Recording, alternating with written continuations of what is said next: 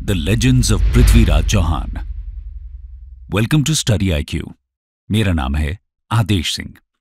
दोस्तों, Prithviraj the third, जिन्हें पृथ्वीराज चौहान के नाम से जाना जाता है, महानतम राजपूत शासकों में से एक थे। ये एक ऐसे शूरवीर योद्धा थे जिनके साहस और पराक्रम के किस्से भारतीय इतिहास के पन्नों पर स्वर्णिम अक्षरों में लिखे गए हैं। आज हम इसी वीर योद्धा की वीरता का इतिहास जानेंगे। पृथ्वीराज चौहान के बारे में ज्यादातर इंफॉर्मेशन हमें मिडीवल लेजेंडरी क्रॉनिकल से मिलती है। बैटल ऑफ तराइन के कुछ मुस्लिम अकाउंट्स के अलावा हिंदू और जैन ऑथर्स द्वारा लिखे बहुत से मिडीवल काव्य यानी एपिक पोएम्स में इन्हें मेंशन किया गया है, जैसे कि पृथ्वीराज विजय, हमीरा महाकाव्य और पृथ्वीराज रासो। ऐसा माना जाता है कि पृथ्वीराज रासो को लिखने वाले चंद्र बरदाई इनके कोर्ट पोएट थे, लेकिन उसमें बहुत से इंसिडेंट्स को बढ़ा चढ़ा कर लिखा गया है, जिसकी ऑथेंटिसिटी को लेकर हिस्टोरियंस डाउट करते हैं। यहां तक कि हिस्टोरियंस चंद्र बरदाई को पृथ्वीराज का कोर्ट पोएट भी नहीं मानते। उनके अनुसार पृथ्वीराज रासो काफी बाद में अराउंड 15th से 16th सेंचुरी में लिखी गई है। आइए इन सभी सोर्सेस के बेसिस पर पृथ्वीराज चौहान की वीर गाथा को डिस्कस करते हैं। Childhood and early life. दोस्तों, पृथ्वीराज चौहान का जन्म चौहान वंश के राजा सोमेश्वर और उनकी रानी कपूरा देवी के घर 1166 CE में हुआ था। चौहान डायनेस्टी की कैपिटल अजमेर हुआ करती थी और इनका शासन राजस्थान, हरियाणा और दिल्ली के अलावा उत्तर प्रदेश, मध्य प्रदेश और पंजाब के कुछ पार्ट्स में हुआ करता था। पृथ्वीराज विजय के अनुसार पृथ्वीराज चौहान को करीब 6 भाषाओं का ज्ञान था और पृथ्वीराज रासो के अनुसार इन्हें बहुत से सब्जेक्ट्स जैसे कि mathematics, medicine, history, military, philosophy, painting और थियोलॉजी में महारत हासिल थी। ये तीरंदाजी यानी कि आर्चरी के भी चैंपियन थे। 1177 में अपने पिताजी की मृत्यु के बाद पृथ्वीराज राजगद्दी पर बैठते हैं। उस समय इनकी आयु सिर्फ 11 वर्ष थी, इसीलिए इनकी मां कपूरा देवी इनकी रीजेंट बन जाती हैं और शुरुआत के कुछ वर्ष तक शासन की बागडोर संभालती हैं। इस समय इनकी मदद के लिए बहुत से एबल मिनिस्टर्स कोर्ट में मौजूद थे, जिनका जिक्र संस्कृत पोएम पृथ्वीराज विजय में किया गया है, जैसे कि चीफ मिनिस्टर कदंबवास एबल एडमिनिस्ट्रेटर थे और पूरी तरह राजा के प्रति निष्ठावान थे। इन्होंने पृथ्वीराज के शासन की शुरुआती विजयों में बहुत ही अहम भूमिका निभाई थी। एक और मिनिस्टर जिनका इंपॉर्टेंट रोल रहा था, उनका नाम था भुवनाई कमला। ये कपूरा देवी के मटर्नल अंकल थे। इन्हें पृथ्वीराज विजय में एक बहादुर योद्धा कहा गया है। राजा बनने के बाद से ही पृथ्वीराज चौहान का अपने पड़ोसी राज्यों के साथ कॉन्फ्लिक्ट भी शुरू हो जाता है। इसको थोड़ा डिटेल में समझते हैं। Relations with the neighbouring states. दोस्तों, 1180 में पृथ्वीराज शासन का पूरा कंट्रोल अपने हाथों में ले लेते हैं। इस समय बहुत से हिंदू राजा इन्हें चैलेंज करने लगते हैं, क्योंकि ये लोग चौहान या चहामना डायनेस्टी पर अपना इन्फ्लुएंस एक्सर्ट करना चाहते थे।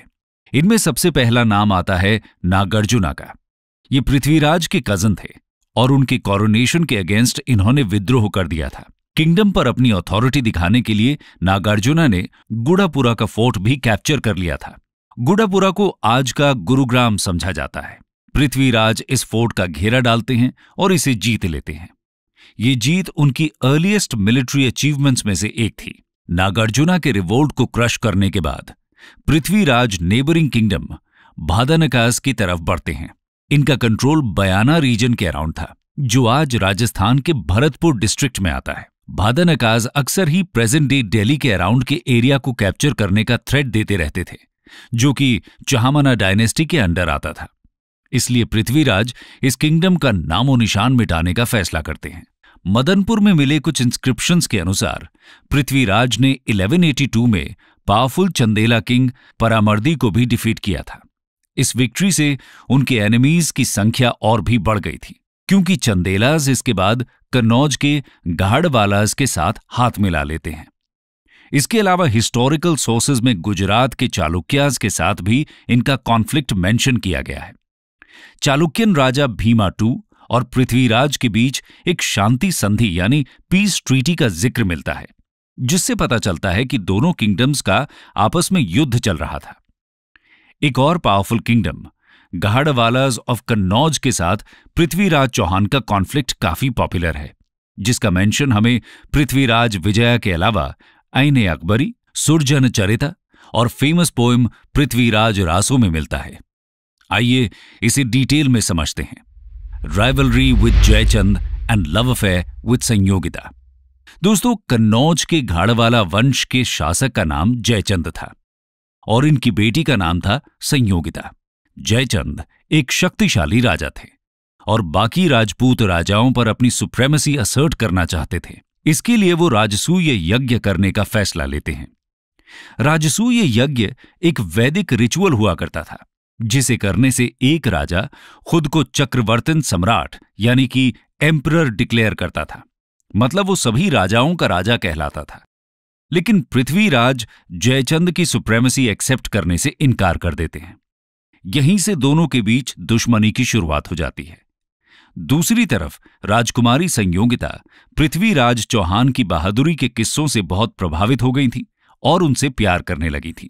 लेजेंड के अनुसार इन दोनों के बीच प्यार की शुरुआत तब होती है जब पृथ्वीराज के कोर्ट से पन्ना रे नाम का पेंटर कन्नौज पहुंचता है और प्रिंसेस को अपने राजा पृथ्वीराज जी की पेंटिंग दिखाता है। वापस आते वक्त ये संयोगिता का पोर्ट्रेट पेंट करके पृथ्वीराज को दिखाते हैं। पृथ्वीराज भी संयोगिता की ब्यूटी के कायल हो जाते हैं। लेकिन इसी समय राजा जयचंद अपनी बेटी का स्वयंवर अरेंज करते हैं। सभी छोटे बड़े राजाओं को इसमें इनवाइट किया जाता है, सिर्फ पृथ्वीराज चौहान को छोड़कर। बल्कि उन्हें और अपमानित करने के लिए जयचंद द्वारपाल की जगह पृथ्वीराज की मूर्ति बनवाकर खड़ी कर देते हैं। जब संयोगिता को पता चलता है कि पृथ्वीराज को स्वयंवर में बुलाया ही नहीं गया है, तो वो बहुत दुखी हो जाती हैं और पृथ्वीराज को पत्र लिखकर कहती हैं कि वो सिर्फ उनसे ही शादी करना चाहती हैं। इस पत्र के जवाब में पृथ्वीराज भी वादा करते हैं कि स्वयंवर के दिन वो वहां मौजूद रहेंगे। स्वयंवर के दिन राजकुमारी सभी राजाओं को रिजेक्ट करते हुए आगे बढ़ती जाती हैं और द्वार पर लगी पृथ्वीराज की मूर्ति के पास पहुंच जाती हैं। यहां पृथ्वीराज पहले से ही छुपे हुए थे, जो इस समय सामने आते हैं और राजकुमारी संयोगिता उनके गले में वरमाला डाल देती हैं। इसके बाद पृथ्वीराज जयचंद को खुली चुनौती देते हैं कि अगर वो संयोगिता को यहां से ले जाने से रोक सकते हैं तो रोक लें। जयचंद गुस्से से आग बबूला हो जाते हैं, लेकिन पृथ्वीराज उनकी आंखों के सामने से उनकी बेटी को भगा कर ले जाने में कामयाब रहते हैं। स्वयंवर में मौजूद अनेकों राजाओं के सामने मिले इस अपमान से जयचंद बहुत क्रोधित होते हैं और मन ही मन पृथ्वीराज से बदला लेने का निश्चय कर लेते हैं। बदले की इस कहानी को जानने के लिए हमें अगले सेक्शन की तरफ चलना होगा। मोहम्मद गौरी और बैटल ऑफ तराई। दोस्तों, लेजेंड के अनुसार तो पृथ्वीराज चौहान और गौरी का 17 बार बैटल में आमना सामना हुआ था, जिसमें से 16 बार पृथ्वीराज चौहान ने गौरी को हरा दिया था। लेकिन हर बार उन्हें माफ करके छोड़ दिया जाता था और फिर लास्ट बैटल में मोहम्मद गौरी की जीत होती है।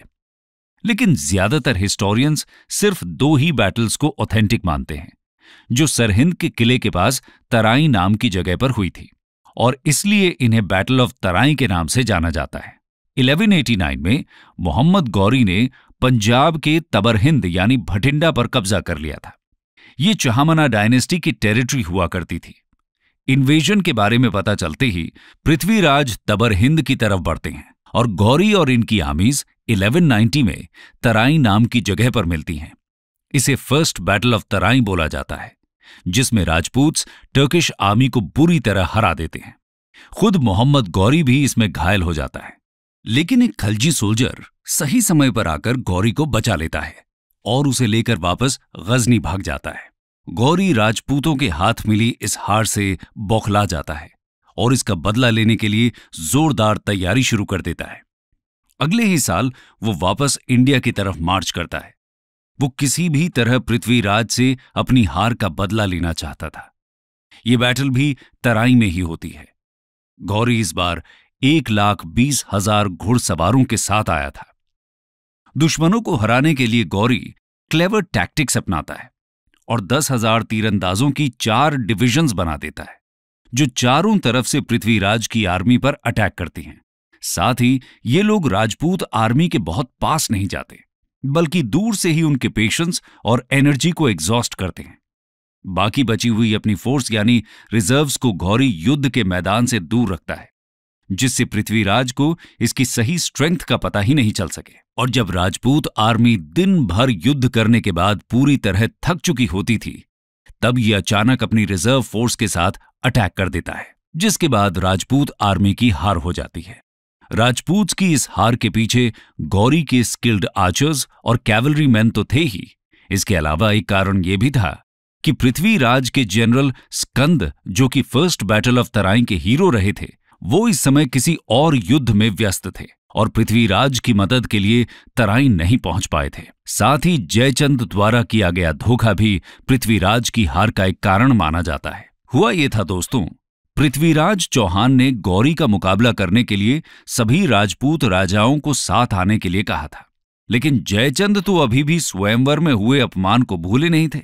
इसलिए वो गौरी से हाथ मिला लेते हैं और उसे मिलिट्री हेल्प प्रोवाइड करते हैं, जिसके बाद गौरी पृथ्वीराज को हराने में सफल रहता है। अपने इस एक्ट के लिए जयचंद हमेशा के लिए इतिहास में बदनाम हो जाते हैं। अगर उन्होंने यहां गौरी की जगह पृथ्वीराज का साथ दिया होता तो शायद भारत में मुस्लिम शासक कभी अधिकार नहीं कर पाते, लेकिन अपनी पर्सनल दुश्मनी निभाने के लिए उन्होंने एक आक्रमणकारी का साथ दिया। दोस्तों, जयचंद के बदले की यह कहानी हमें पृथ्वीराज रासो और ऐने अकबरी में मिलती है। राजपूत हिस्ट्री से रिलेटेड कुछ और सोर्सेज में इस कहानी का कोई जिक्र नहीं मिलता और इसीलिए कुछ हिस्टोरियंस का यह भी कहना है कि ये स्टोरी पृथ्वीराज रासो के राइटर चंद बरदाई की इमेजिनेशन पर बेस्ड है। खैर, जयचंद ने गौरी का साथ दिया हो या ना दिया हो, लेकिन सेकेंड बैटल ऑफ तराइन में पृथ्वीराज चौहान की हार जरूर हुई थी। एक कहानी यह भी है कि गौरी ने रात के समय पृथ्वीराज के कैंप पर हमला किया था और इस तरह धोखे से उन्हें हरा दिया था। इसके बाद उनके साथ क्या किया जाता है, इसको लेकर भी अलग अलग कहानियां प्रचलित हैं। आइए जानते हैं। Uncertainties over death. दोस्तों, पृथ्वीराज रासो के अनुसार पृथ्वीराज हारने के बाद सुल्तान गौरी के सामने सर झुकाने से मना कर देते हैं और इसीलिए गौरी के सोल्जर्स गरम सलाखों यानी कि हॉट आयरन रॉड्स उनकी आंखों में डाल देते हैं, जिसकी वजह से वो अंधे हो जाते हैं। अपने राजा को हेल्पलेस और दर्द में देखकर चंद बरदाई, जो कि पृथ्वीराज के साथ युद्ध में मौजूद थे, एक चाल चलते हैं। वो गौरी को कन्विंस करते हैं कि तीरंदाजी का एक कंपटीशन आयोजित किया जाए, क्योंकि पृथ्वीराज को शब्द भेदी बाण यानी कि आवाज की मदद से तीर चलाना आता था। गौरी को भी लगता है कि एक अंधा इंसान कैसे निशाना लगा पाएगा, इसीलिए वो इसके लिए राजी हो जाते हैं और फिर चंद बरदाई एक दोहे की मदद से अपने ब्लाइंड किंग को सुल्तान की एग्जैक्ट प्लेस बता देते हैं। ये दोहा था, 4 बांस 24 गज अंगुल अष्ट प्रमाण, दाव पर सुल्तान है मत चूको चौहान। जब गौरी पृथ्वीराज को शूट करने का ऑर्डर देते हैं तो बरदाई की हिंट्स के अनुसार वो तीर चला देते हैं, जो सीधा गौरी के जाकर लगता है और वो अपने सिंहासन से गिर जाता है। उसके बाद गौरी के सैनिकों के हाथों और ज्यादा अपमानित होने से बचने के लिए चंद बरदाई और पृथ्वीराज एक दूसरे को खंजर मार लेते हैं। लेकिन ज्यादातर हिस्टोरियंस इस लेजेंड में बिलीव नहीं करते। उनके अनुसार हारने के बाद पृथ्वीराज चौहान को अजमेर में गौरी के वेसल यानी सबऑर्डिनेट स्टेट की तरह रूल करने दिया जाता है। इसके प्रूफ में अजमेर से मिले कॉइन्स हैं, जिनके एक तरफ पृथ्वीराज का नाम है और दूसरी तरफ मोहम्मद गौरी का। और गौरी द्वारा पृथ्वीराज की हत्या काफी बाद में की जाती है, जिसका कारण ट्रीजन को बताया गया है। हालांकि इस ट्रीजन का नेचर सोर्सेज में अलग अलग दिया गया है, जैसे कि 14th सेंचुरी के जैन स्कॉलर मेरुतुंगा अपनी किताब प्रबंध चिंतामणि में लिखते हैं कि गौरी चाहमना गैलरी में लगी कुछ पेंटिंग्स को देखने के बाद पृथ्वीराज चौहान का सर कलम करने का आदेश दे देते हैं, क्योंकि इन पेंटिंग्स में मुस्लिम्स को पिग्स द्वारा मारते हुए दिखाया गया था। वहीं एक दूसरे सोर्स पृथ्वीराज प्रबंध में बताया गया है कि हारने के बाद पृथ्वीराज को बंदी बना लिया गया था और राज दरबार के सामने ही एक बिल्डिंग में रखा गया था। वहां ये गौरी को मारने का सीक्रेट प्लान बनाते हैं और अपने मिनिस्टर प्रताप सिम्हा से धनुष और तीर सप्लाई करने के लिए कहते हैं। लेकिन इनके ये मिनिस्टर गौरी को प्लान के बारे में बता देते हैं, जिसके बाद पृथ्वीराज को एक पिट में फेंक दिया जाता है और पत्थर मार मार कर इनकी हत्या कर दी जाती है। इसके अलावा हमीरा महाकाव्य के अनुसार पृथ्वीराज अपनी हार के बाद खाने का त्याग कर देते हैं, जिसकी वजह से इनकी मृत्यु हो जाती है। और विरुद्ध विधि विधुवंश के अनुसार इस लेजेंडरी किंग की मृत्यु युद्ध के मैदान में ही हो गई थी। इस तरह अलग अलग सोर्सेज में इनके और गौरी के संघर्ष और इनकी मृत्यु के अलग अलग विवरण सामने मिलते हैं। इसलिए हम निश्चित तौर पर नहीं कह सकते कि पृथ्वीराज चौहान की मृत्यु किस तरह हुई थी। हाँ, इतना जरूर कह सकते हैं कि गौरी से युद्ध में हार के बाद ज्यादा समय तक ये जीवित नहीं रहे थे। कंक्लूजन। दोस्तों, पृथ्वीराज चौहान इंडियन हिस्ट्री के एक लेजेंडरी किंग रहे, इसमें कोई शक नहीं है। उन्होंने न सिर्फ चौहान वंश का नाम अमर कर दिया, बल्कि महान राजपूत शासकों में भी अपनी गिनती सुनिश्चित करवा दी थी। इतिहास इन्हें एक पावरफुल राजपूत किंग की तरह याद करता है, जिन्होंने कई सालों तक मुस्लिम इन्वेडर्स को अपने राज्य से दूर रखा। पृथ्वीराज चौहान के हीरोइक अचीवमेंट्स को कई सारी इंडियन फिल्म्स और टेलीविजन सीरीज में भी दिखाया जा चुका है, जैसे कि सम्राट पृथ्वीराज चौहान और वीर योद्धा पृथ्वीराज चौहान। इसके अलावा अजमेर, दिल्ली और बहुत सी अन्य जगहों पर इस वीर राजपूत राजा की याद में मेमोरियल्स भी बनाए गए हैं। इनकी बहादुरी के किस्से आज भी भारतवासियों को गौरवान्वित करने का काम करते हैं।